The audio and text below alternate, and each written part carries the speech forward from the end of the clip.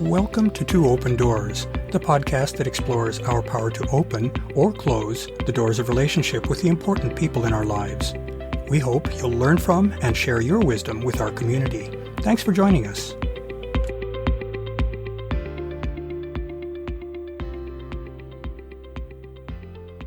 In this week's episode, I was inspired to indulge in a little speculation and dreaming about what I believe is possible for deep human relationships. Rather than focus on any of the many aspects of how to practice relationships, I'll reflect instead on the vision that inspired me to plant the seeds for a Two Open Door community. I think that I need to start with a reality check to share some broad observations about intimate relationships, at least as I understand them. What I hope for and am working toward is frankly a far cry from what I see as the perspectives on intimacy that seem to prevail in our society. A firm grounding in current reality is the necessary foundation for trying to evolve in a different direction. Without a reality check, visions of alternative possibilities are likely to remain pipe dreams, and that's something I'd like to avoid. When I look at how our society treats intimacy, what I perceive is a deep and pervasive fog of fear and distrust. Intimacy is too often positioned by society as a powerful and potentially disruptive force that must be kept in check. Instead of the interdependence that is necessary for close human connection, the social programming that we all receive focuses on personal independence as the ideal. We're taught that happiness is ours to earn through hard work. Happiness comes in the form of ample possessions and security.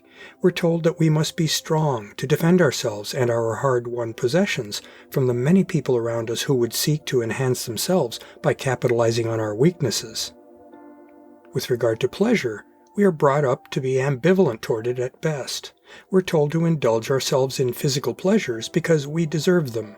We invest our precious time and energy in the pursuit of sources of pleasure, potentially putting ourselves on an always advancing treadmill of acquisition and consumption. At the same time, most of us are brought up with very sex-negative attitudes in which sex and sensuality are sources of temptation that can cause us to stray from our higher path. Such temptations must therefore be kept under tight control. Our own bodies become commodities that are measures of our personal worth and which can seemingly never be good enough.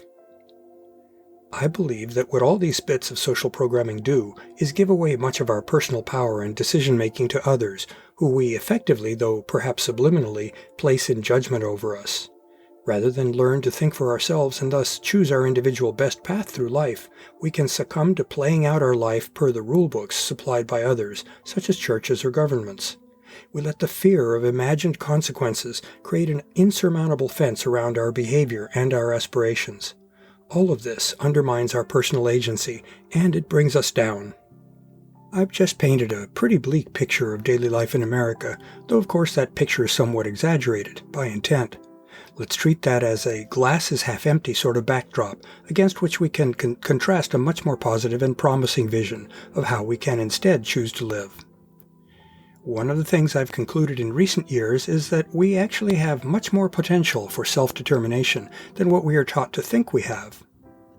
I believe that one of the goals of personal evolution is to become more conscious of our current reality so that we can evaluate that reality and decide whether it needs alteration. Over time, we can learn to apply our personal yardsticks in evaluating what's right for us, rather than steering by standards imposed by someone else. Over time, we can also increase our degree of self-assurance, which then gives us courage to act on our own convictions and assessments. The resulting combination of conscientiousness, reflectiveness, self-confidence, and courage is a powerful formula for self-liberation. What does any of this have to do with deep human connection? Well, from my perspective, a lot. Consciousness and reflectiveness enhance self-knowledge, which then augments our understanding of others. That can make us more discerning in identifying potential relationships that align well with who we are, what we want out of life, and what we can offer to others. Those traits also help put us in touch with what we enjoy in life, and thus what we should orient our relationships around.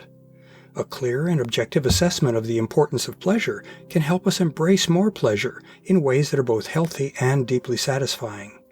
The combination of self-confidence and courage enables us to boldly pursue what we deem to be best for us.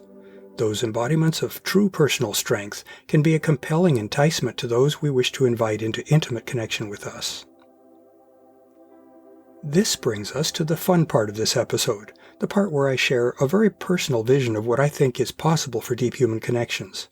I hope that my listeners can resonate with at least part of what I suggest, and that it's not so far removed from current reality that it seems unattainable. I fervently believe that these ideas are worth striving for, and that they offer a satisfying way to orient one's life. We humans thrive on meaningful connections. We all need to feel valued and appreciated by the significant others in our lives. A healthy relationship is one in which both participants grow and benefit from interacting with each other, and thus any such relationship is inherently a good thing. I don't believe that there's such a thing as having too many healthy relationships in one's life, though of course that's only true within the constraints of one's available time and resources. Every person's tastes and desires for relationship are unique. For a given person, some relationships offer more satisfaction and interest than others.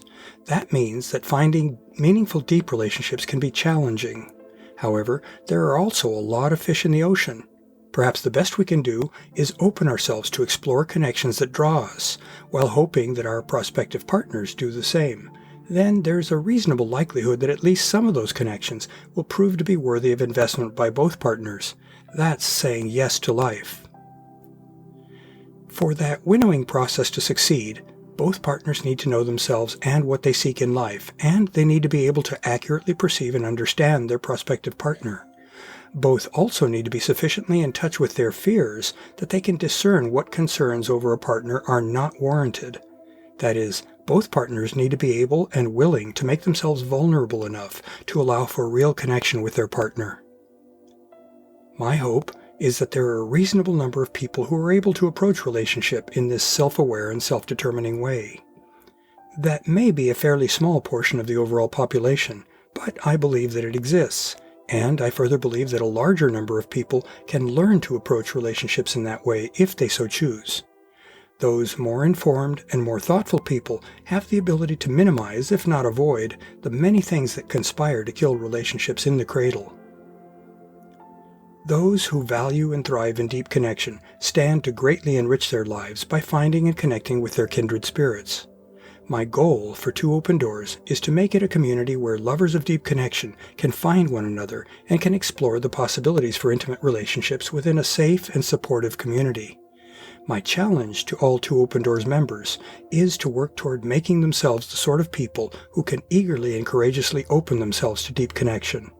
It would give me great satisfaction to know that I had helped such people bring more joy into their lives. To learn more about Two Open Doors and to engage with our community, I'd like to invite you to visit the Two Open Doors private Facebook group, the Two Open Doors meetup group, and the Two Open Doors website and blog at twoopendoors.com. I also invite you to contact me directly by writing to me at Claude, C-L-A-U-D-E, at twoopendoors.com. I'd love to hear from you, and I'll use your inputs to guide my work on future blog posts and podcast episodes. Thanks for visiting Two Open Doors.